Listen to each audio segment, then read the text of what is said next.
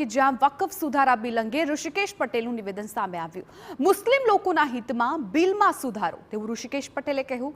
ગરીબ મુસ્લિમોને લાભ થશે। બિલ બદલ કેન્દ્ર સરકારને અભિનંદન। કોંગ્રેસે અત્યાર સુધી તુષ્ટિકરણની રાજનીતિ કરી।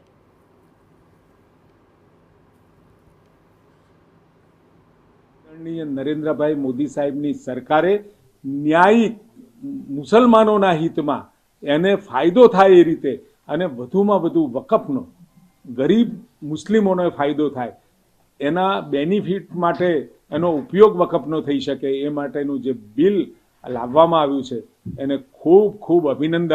અને જે ઐતિહાસિક બિલો NDA 1, NDA 2 અને NDA 3નું આ એક મહત્વનું બિલ ગઈકાલે રાત્રે જે પસાર કર્યું ખૂબ ખૂબ અભિનંદન। આદરણીય નરેન્દ્રભાઈ મોદી સાહેબ, કિરણ રિજ્જુજી, અમિતભાઈ બધાને આપવા બને જ।